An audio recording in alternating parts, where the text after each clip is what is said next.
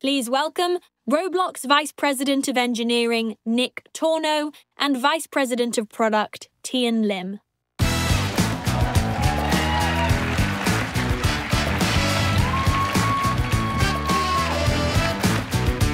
Hello, RDC. I'm Nick, and I lead engineering for the Creator and Engine groups at Roblox. And I'm Tian. I lead product for the Creator and Engine groups at Roblox. And we are super stoked to be here at RDC 24 in sunny San Jose. Same Roblox, new row location. Get hyped. How's everyone loving San Jose? I appreciate that it's flatter and warmer. And there's more space for booths and networking, so hopefully you get to meet some new people and get to ask and get answers to more of your questions. Since last RDC, we've also both taken on the Engine group, and we're still ramping up. It's been a lot of fun, I gotta tell you, learning about the deep, dark inner workings of Roblox. But it's also been super inspiring to think about the sheer amount of innovation and deep architectural thinking that had to go into building an engine that works so well across so many platforms and provides so many core primitives for this amazing ecosystem. That's right. Making a platform that scales all the way from low-end Android to high-end PC, that's social co-experience out of the box, instant deploy, practically infinite server scaling, that's still easy and fun to build on, well, it's harder than it looks. That's exactly why things like occlusion culling that Josh talked about earlier took us a while. We did not take the easy way out, because if we did, that would have been more work on you. Now, last year, we introduced the concept of the creator hierarchy of needs. It starts with a rock-solid platform with stability, performance, and quality at the base. Then we need to fit your workflows and ensure that we're building in a way that scales with your team size, complexity, and external tools. And all of that's sort of table stakes. On top of this, we focus on accelerating creation, removing friction at every step of the process so you can focus on what only you can do, which is creating fun and inspiring experiences for our users all over the world. And throughout this process, we want to make sure that we're all working together, communicating with mutual empathy, transparency, and accountability, so that we can be good stewards of the platform together. This framework continues to map to our areas of focus where we're spending most of our energy hardening and solidifying the platform. And we hope you're seeing that in the product. We're going to go through each part of the pyramid, step by step, progress to date, and what you can expect. But we're going to start with the how. Let's start with transparency and accountability. That's on the left side of the pyramid, not the bottom. So earlier in the day, you heard about our focus on performance and quality, like improving memory management with Harmony to reduce crashes and improve low-end Android performance. This reprioritization has meant we've had to delay some of the features we announced via the Creator Roadmap or at last year's RDC. So features like new voxel lighting, accessory adjustments, R6 to R15 conversion tools, terrain improvements, and avatar movement improvements all had to be delayed so that we could put performance and quality front and center. It's so important. We're going to keep reiterating it. We saw how engagement and monetization were negatively affected by crashes. As David said earlier, our fixes this year have added 300 million hours of playtime per user to your experiences. So moving forward, perf and stability are guardrail metrics for us. We want to launch features only if they don't cause regressions. And as we've adapted, we've tried to stay really transparent with you all with our quarterly Creator Roadmap updates, especially when things get delayed. We also held 3 Creator AMAs focusing on areas that we know are of great importance to you, like discovery and our economy. And we have one more planned in a couple of weeks. Thank you all for your participation in these AMAs and the hard-hitting questions. Please keep them coming. That's right. Keep it spicy, please. So with all... So with all these changes, accountability time. Let's review what we added to the roadmap last RDC versus what we did. You sure you're ready for this, man? Well, we just talked about accountability, so yeah, I think I'm ready. Hit me. Okay. So we delivered 59% of what we said on time. Another 11% delayed slightly. About a quarter are still delayed, but the remaining 5% are still on track to be delivered on time.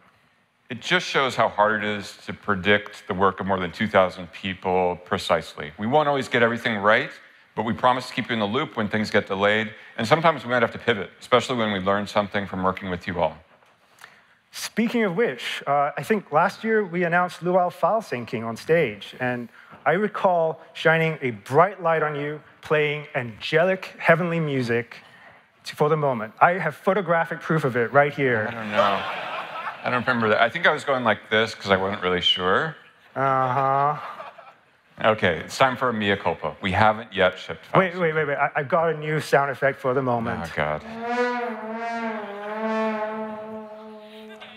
As we were building it, the feedback we were getting from the community was that we hadn't gotten it quite right. So we've returned to the drawing board, and we're focused on making it feel really great. We plan to release a prototype to get your feedback very soon. Now, let's take a moment to talk about stewardship. I mentioned that we are all stewards of this platform together. And in the spirit of transparency, I want to address an unspoken elephant in the room. We all see that we're an evolving platform. And we recognize that sometimes it feels like there's a tension between the rich past and traditions of Roblox and its future. The reality is we all want something slightly different from Roblox, but we think that's great. We want to build a more diverse and broader ecosystem that appeals to more users and has more experiences and avatar styles. And so you'll notice that many of our announcements this morning are geared towards enabling and rewarding this increased diversity. We hope that talking about genre evolution, unmet demands, new music, launching more ways to earn through the affiliate program, more rev share from paid access, we hope these things inspire you to try out some new things and maybe bring in some new users to the platform. After all, the more we can grow our user base through more diversity, the more success we can bring to more creators. So you've all seen how Roblox is growing. Last quarter, daily actives up 21% year on year. Experiences with more than 1 million daily actives up 25% year on year. You're all doing incredible work and reaping amazing success, and we're so proud of all of you and of the small part that we play in it.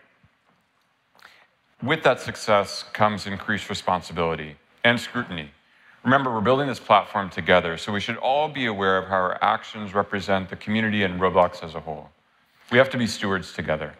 Right, we're becoming a more global platform, with more experiences becoming hits in more countries. We have users from over 190 countries and regions visit us every single day, 61 countries represented right here in this room, with more joining virtually. Now, this is just an amazing opportunity, but it can bring additional complexities, which I'm sure many of you have seen the headlines about. To help, we're committing to improve our communication around global developments affecting the platform. And we're going to build tools to help you navigate an increasingly complex geopolitical landscape. So, for example, some countries have different standards for depictions of violence and crime. And so one path we might take would be to create dynamic content ratings. So in the future, an experience may have different ratings in one country versus another. So this can help maintain your ability to reach a global audience with the least amount of effort while still respecting local laws and regulations. Stewardship is about working together to foster a safe and civil environment for everyone. You all have amazing communities around your creations, and having healthy communities requires rules and active management. And historically, we haven't really given you much help to manage your communities, but that's changing. We're building tools you can use to control unwanted behaviors in your experiences. So a few months ago, we launched the Ban API to let you remove users from your experience with real-time alt detection, so we could identify and prevent alts from rejoining your experience. Any guesses to how many people you've all banned since we launched at the end of June? Anything? 10. Very close. We've seen you ban over 2 million accounts in your experiences, including alts, since this rolled out. So clearly you have the power to enforce your rules. I hope you use that power well. But we also hope that your users become more civil in your experiences as a result of it. Now, last month, we also launched a ban management dashboard in Creator Hub so that you would have a UI to manage your bans. And we're continuing to work on eliminating bad actors across the platform, with efforts underway to prevent review bombing and extensive ongoing work around anti-cheat. OK, I want to take a beat to remind everyone. If you're using content in your experience that you did not create, please make sure you have permission to use it before publishing. Now, to help you with this, we're actually working on a program to help you connect with rights holders more easily, as well as brand partners. In the meantime, there are a growing number of companies out there that can help. One example of those is Geek Out, who are here today. For those of you who don't know, wow, you guys have some fans. Geek Out helps facilitate Roblox development projects with top Japanese intellectual property, like one of my favorite anime of all time, Attack on Titan. So Geek Out were the ones that helped facilitate this contest, but they've also helped bring other IP to Roblox. And if you want great music, you can try out any of the thousands of new tracks we got as part of our DistroKid integration, which Greg walked us through earlier today. And if you have a branded experience, you can work with a company like Stinger to help you get top artists onto your experience. Now, if you've been dealing with IP issues, you've probably been having a rough time. Staying on top of all those legal notices or DMCA claims, we've heard your concerns, and we're working on making things better. Our work here is centered on the rights manager, and soon you'll be able to see all the claims you filed and all the claims filed against you, and work through them before they become legal issues and before there's any strikes on your account.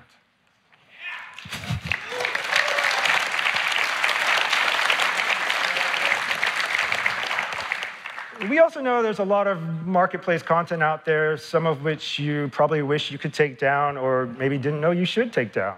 So we recently announced, just this past week, a proactive archival process that will archive some of these avatar items for you without any consequences. Now, we know there's a lot more work we can do here, and we're working super hard on it, so please stay tuned. All right. All right, let's get to the actual pyramid.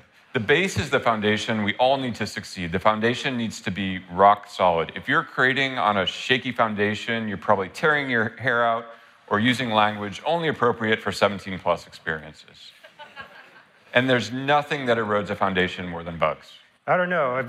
Have you ever forgotten to anchor all your parts in the model? Me? That seems very unlikely.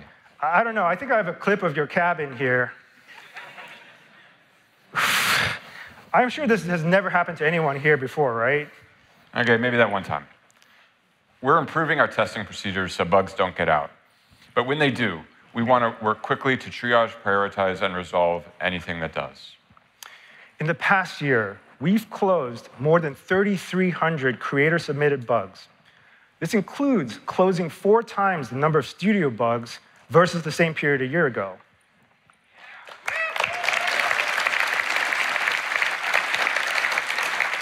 Get the bugs. We're not done by any stretch, but we hope you feel like we're being more responsive and doing a better job of resolving the bugs that you care about. Please keep the reports coming. We're on an extermination mission. Shoot. I think the slide's hung. Damn. Don't you just hate it when you try to do something and studio or your machine just hang? We do too. So I'm pleased to say that we've reduced studio hangs since the beginning of the year by 60%. This effectively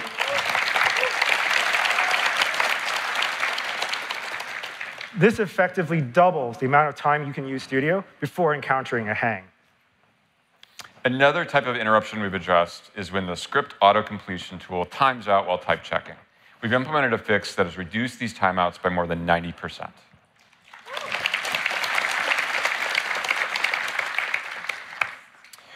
We've also improved the P99 speed of creator store and inventory search by over 50%.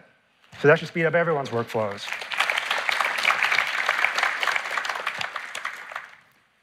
And as we improve performance, you all can build bigger and richer worlds supporting more and more players. And this brings new problems, but these are the types of problems that we really like. You've shown us how slow Studio can be when you try to open large place files. And since last RDC, we're excited to share that we've made place open times 33% faster at the P90.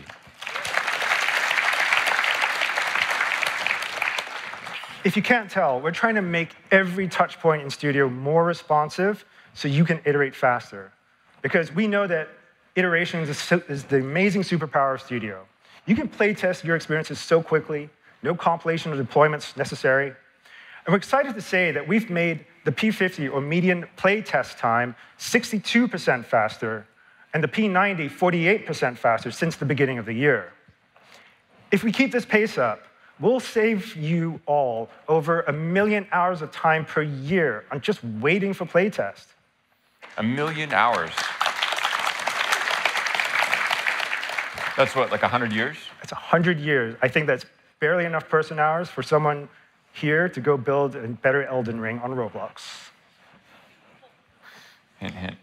So we're investing a lot to harden the platform. We hope you'll see and feel that.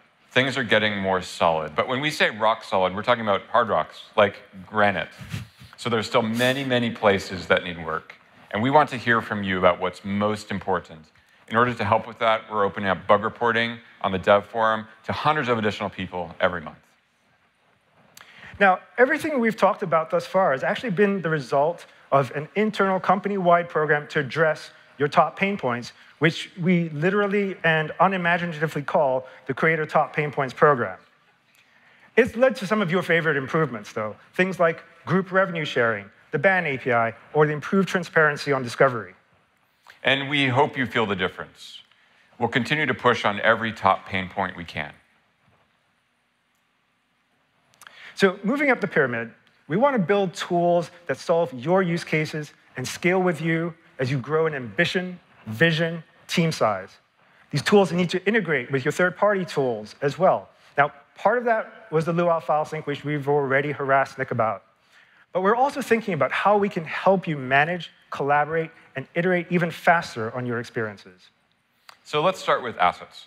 You all create a ton of assets. If we look at the top 2,000 creators by time spent, the top 50% of those have more than 1,600 assets.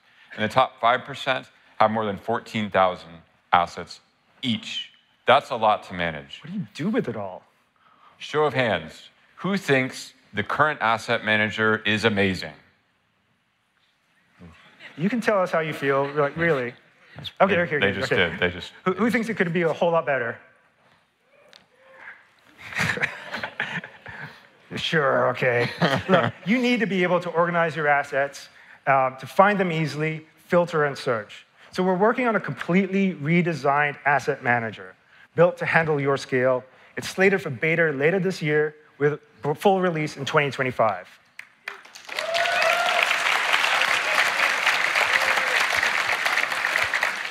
You'll be able to easily organize your assets into folders and with labels, and we're going to even layer in semantic search. So instead of having to search for assets based upon their exact file names, you can search for something like chess pieces to find all the chess pieces in a list and drag them in. Or say you want to add some plants to your experience, you could search for shrubbery, see a bunch of different plants, drag in a shrubbery, drag in another shrubbery. As part of this, we'll be deprecating the existing asset manager and migrating user inventory out of Toolbox and into the asset manager. You have a lot of shrubberies in your asset. Fan of the shrubbery. Yeah. Now, as you expand to more collaborators, having a clear line of sight about who did what becomes a lot more important. Who moved my cheese? Who unanchored all my cabin parts? Last week, we started rolling out the ability to see a history of your collaborators' activities and configuration changes in your experiences. And judging by your reaction on the dev forum, this was something that you've all been really looking forward to, especially those working on bigger teams. Now, we're just getting started here. This capability will become a lot more powerful as we add more activities to it. Activity history is great, but soon you'll also be able to leave notes, annotations, and comments in Studio for your collaborators, so they can better understand your work or what they need to pick up next. Or you can apologize about that egregious hack you just dropped into the experience. Yeah. And if you forget to comment, or are just plain lazy like me, we've got you covered. This past summer, we launched the ability to generate an AI-powered summary of package changes right there in the package diff window. And we're also working on adding AI-powered change summaries for scripts as well, so Nick doesn't have to read my code anymore. Now, shifting gears from Studio to OpenCloud. Last year, we showcased a new OpenCloud API that let you change scripts, and we showed it where you could update a Google Sheet, and it would update your store and your experience. Today, we're really excited to share what we think is an even much more powerful new OpenCloud Engine API, which will let you run arbitrary luau script in the cloud on a running server. Among other things, we think this will allow you to run automated tests headlessly as part of a CI/CD process. And we're really excited to see what you do with this capability.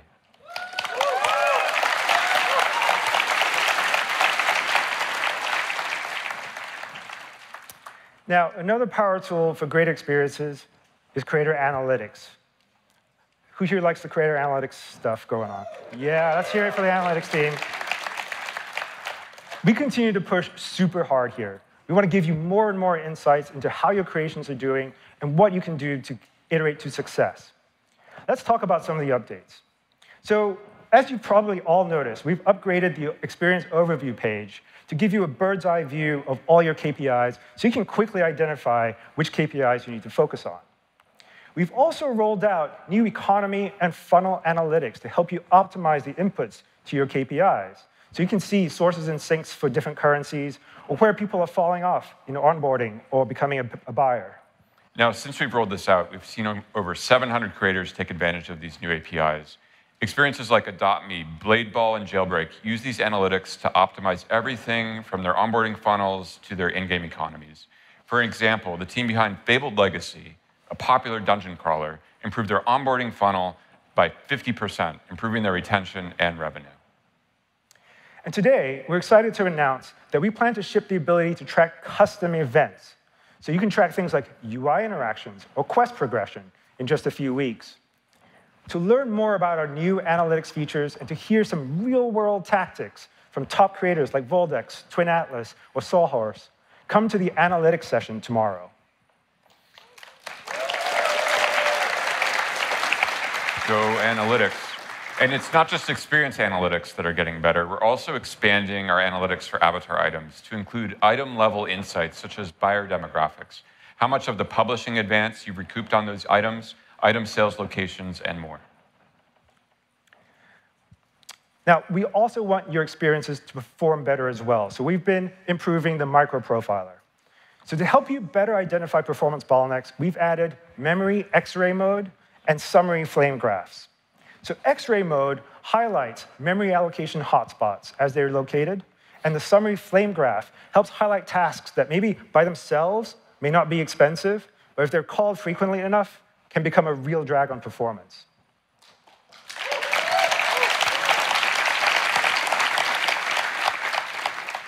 And earlier this week, we launched more breakdowns of server performance data, so you can break down memory and CPU usage on the server by engine categories. And we mentioned earlier that we used to have this fixed amount of RAM that RCC could use, and it's now scaling based upon the number of players. This will allow you to have worlds with more and more players, richer and richer worlds. You've heard all day about our focus on low-end Android, and to help you know if you have a crashing problem on these devices, we'll show an insight on your experience overview. Whew, that was a lot. But we want to hear what else we could do to help you understand and improve performance in your experiences. Later today, after the Builderman Q&A, or anytime tomorrow, please come visit our debug performance booth downstairs to speak with our engine engineers and talk performance. We also recommend checking out the session tomorrow using Roblox tools to improve performance, hosted by Mr. Chicken Rocket himself. Yeah, Chicken Rocket. Chicken Rocket. OK, continuing our trek up the pyramid, we want to help you go faster by making things more intuitive, eliminating or helping to automate those really boring, mundane tasks. We want to free you to work on what matters for your experience. So earlier this year, we rolled out a beta of the new next-gen Studio UI. Our goal is to make it easier for you all to use and customizable for your workflows. And your feedback has really been helping us continue to iterate and improve Studio. And to help kickstart those first few steps of creating a new experience, we've been creating new templates, like racing, laser tag, and a first-person shooter system, and more recently, a new platformer template. So we hope that these can inspire and teach everyone some new tricks. Now, we have many more templates on the roadmap, but we're actually more excited that soon we'll make it easier to discover community-created templates right there in Studio.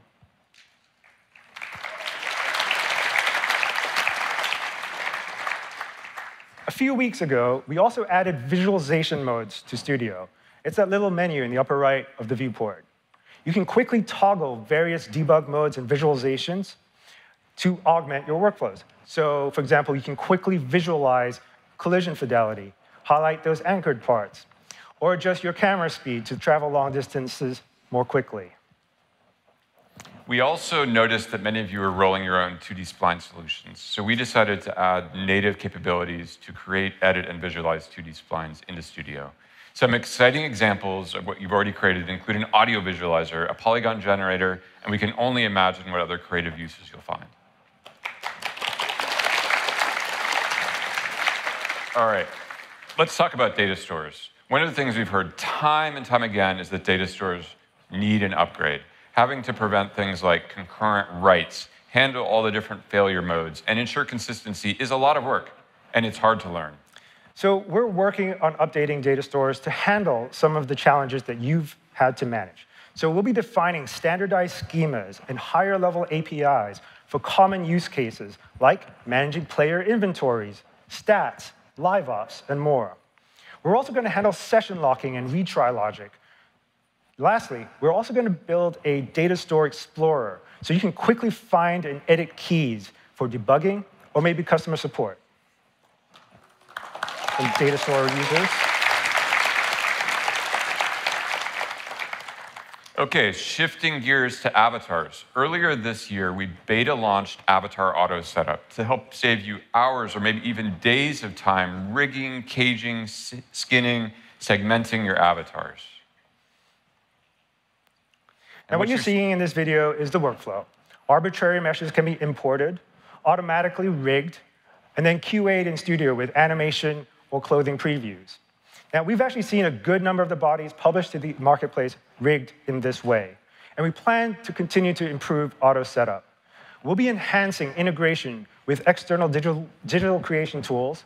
We'll support partial setups. And we'll provide editing tools in the Studio so that you can fine-tune the results. Speaking of avatars, we did finally open up creation to everyone, and very quickly, y'all created so many unique and expressive avatar items. I especially liked this frog. However, after being live for a bit, we heard your feedback that maybe our modesty layer policy was a little too stringent, yeah? You evidently thought it was silly that the frog had to wear underwear. You know what? We agree. So we're happy to share that as of last month, we removed the requirement for modesty layers on certain avatar types, such as inanimate and animal avatars. Yeah!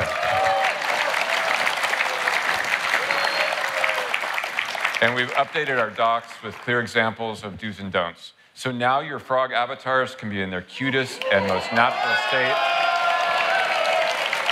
fully liberated, no modesty layer required. Free the frog. OK, that's enough of that. Hallelujah. Now, more seriously, we do know that there's still some problems with 2D clothing and modesty layers. We're aware, and we're working on it. Now, we've also made huge improvements to selling avatar items inside your experience. So with the bulk purchase API, you can curate full outfits or bundles of accessories inside your experience. And users can then purchase them all in one single transaction. And we're working on ways to make it easier for avatar creators to build their own experiences. We have a shopping experience template in the works for later this year. Now, all this creativity in avatars did create some interesting challenges.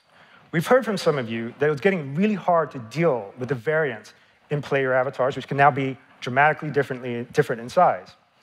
Makes it hard to build fair, competitive experiences. So we're working on giving you more control over these avatars coming into your experience. You'll be able to control the scaling and the hitboxes, so no need to maintain custom allow and deny lists for unique avatar items. You'll be able to preserve people's self-expression and identity while still achieving your creative vision.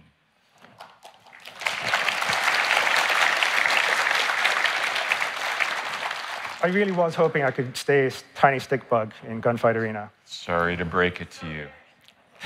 We're working on rolling this out by early 2025.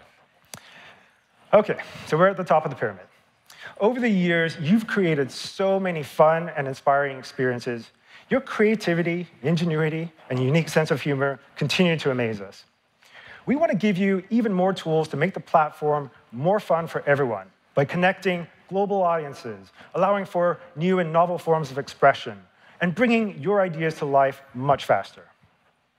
Speaking of something fun, how about being on a server with thousands of people or hundreds of people all over the world speaking different languages, but being able to easily understand it all?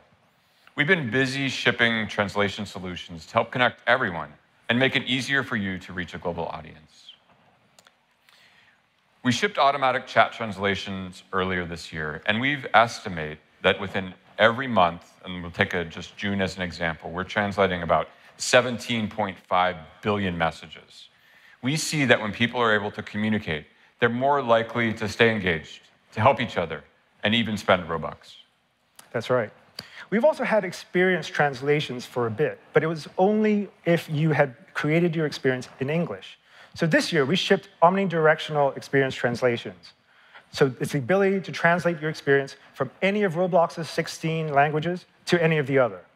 And since launch, more than 20,000 non-English experiences have been translated. Lastly, we ship translation feedback. This allows anyone to provide feedback on translations. And we've seen more than 12 million pieces of feedback submitted already. We've also heard that you need even more flexibility for translations. If you have an experience that relies on dynamic content or user-generated content, this is particularly acute. So we're working on a real-time translation API that will allow you to send content to us, and we'll send you back a translated version of it in real time. This is coming by the end of the year.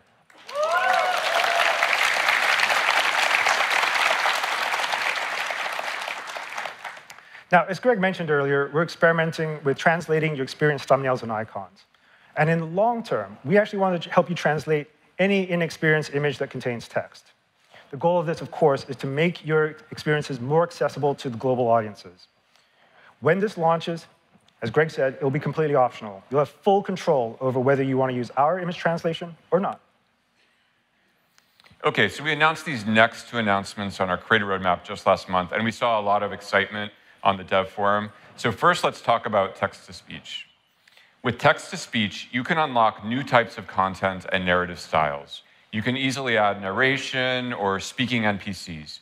Here's an inspirational video we created working with the Clip-It team that shows off some of this upcoming feature. All the voices were synthesized by us. I will grant you one wish. I wish to be rich. Wish granted. My money. All right. That's pretty cool. So this is going to launch early next year. Next is speech-to-text. Imagine the ability to do voice commands with an API that's transcribing the voice stream. So this next clip, which Greg Tame helped us put together, envisions what it might feel like using speech-to-text for voice commands. Let's see what he was thinking. Open doors to sector G6. Close the door, close the door, close the door, close the door.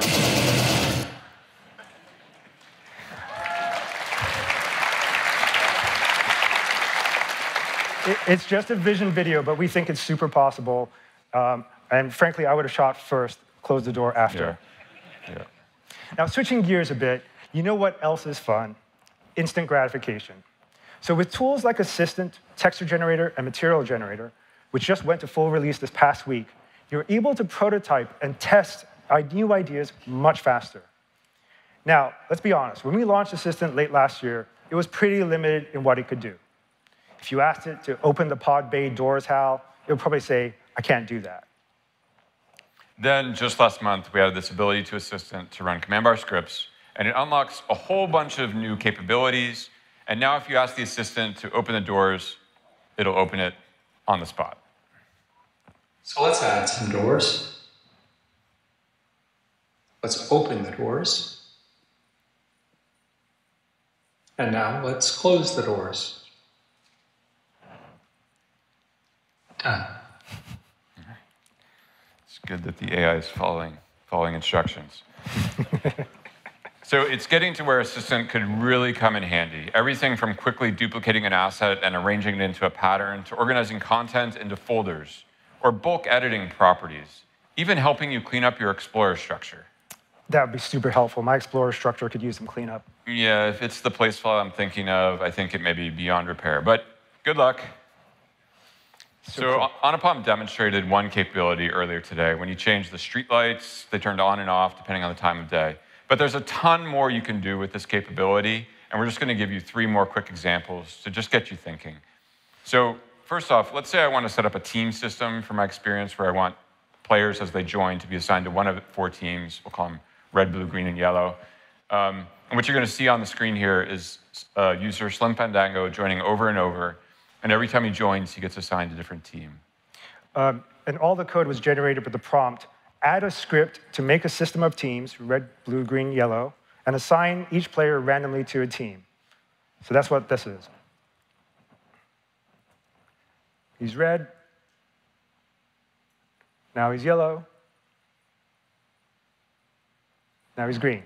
So easy team system with no code. Another example, let's say I'm building a 2D puzzle game and I want to have like a top-down view.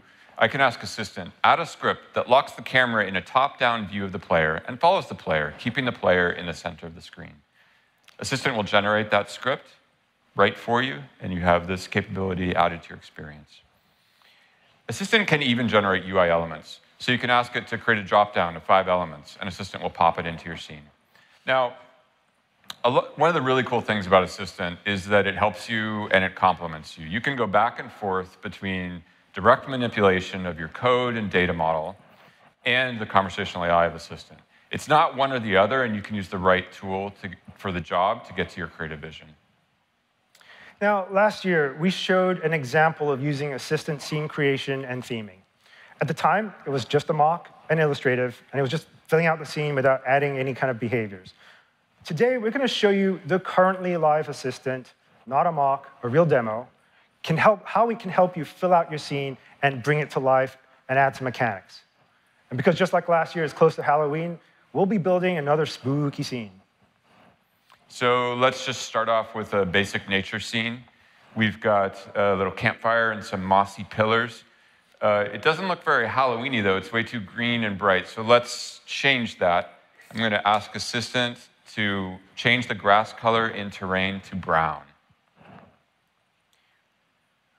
Now, let's place some skulls. We're going to use this prompt, place a pile of 2 to 4 skulls around the base of each mesh that has prop pillar in its name. Cool. And it's Halloween, so maybe we could add some pumpkins. Place a pile of 3 to 5 pumpkins around the base of each mesh that has prop pillar in its name. Some green smoke will be cool. So add green smoke around each mesh that contains prop pillar in the workspace. Spooky. How about some fog? Select 2/3 of the trees and add some fog in that space.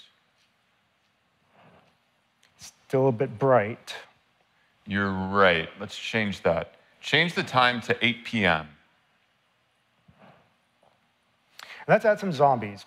So the prompt will be randomly select 1/3 of the trees and insert a zombie underneath it. Attach a script to the zombie that makes it chase the player when it's within 3 studs. Okay, this is getting good. Let's play test it. There are the zombies. Not looking good for that guy. Well, I think it's because we forgot to spawn some weapons. Oh man, zombies got him. We really should spawn weapons. All right, so we sped this up a bit for presentation, but the raw cut was less than 3 minutes to add that style and all that interactivity to the scene. So this stuff is real. It's really useful. If you want to learn even more about how to get the most out of Assistant, come to the Create and Ship Faster with AI and Collaboration session tomorrow morning. They're going to be breaking it down even more. That was a lot of stuff, man. Are we done yet? Well, not quite.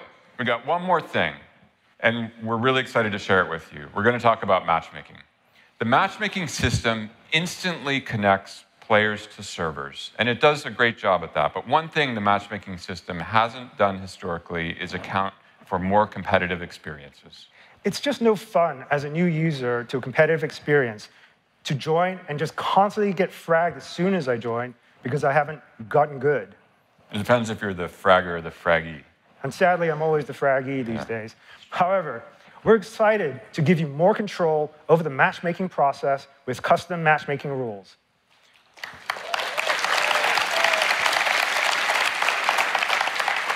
So you'll be able to group players based on skill level, preferred experience mode, for example, if you prefer team play versus free-for-all, or anything else you can dream up. So what you can see here is a creator defining attributes on their users and servers, building rules with those attributes so they can group people, for instance here, by their ELO score. But you could also group by other things like languages or interests, pretty much anything you can imagine. And you'll have analytics to help you understand how your rules improve engagement or other KPIs. We're working on rolling this out by early next year.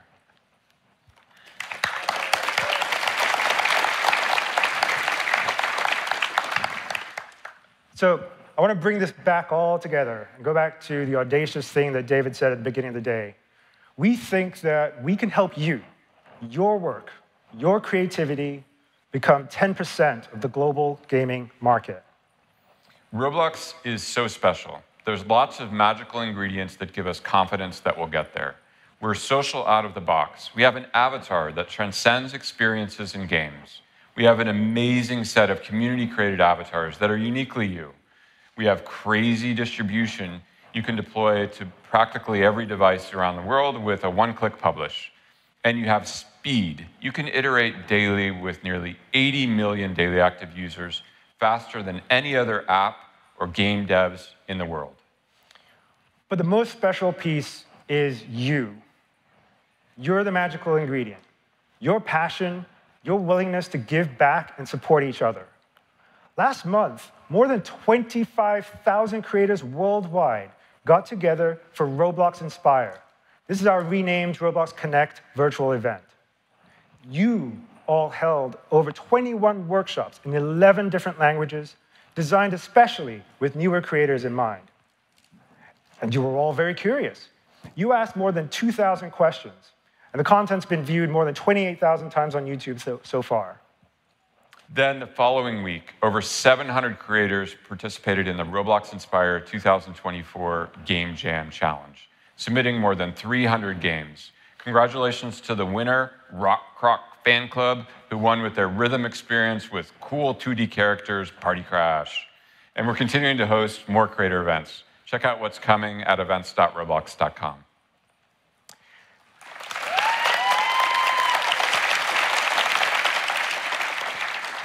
Your contributions go beyond events. You help each other all year round. Since RDC last year, you shared more than 50,000 posts in the help and feedback section of the Dev Forum, working together to find answers for all those common questions. And can you believe this number? You've created more than 270,000 models and 600 plugins on the Creator Store. It's crazy. Truly, we can't thank you enough for your dedication to this community. So we want you to exercise your creativity and get out there and show the world what great Roblox content can look like. Creators, in conclusion, our job is to help you succeed. So next up, we have the Builderman Q&A, but after that, and all day tomorrow, please stop by the booths downstairs to visit some of our product and engineering teams, test out some of the new features, and give us feedback on what you need to do your job better. Thank you. Post 28. Okay.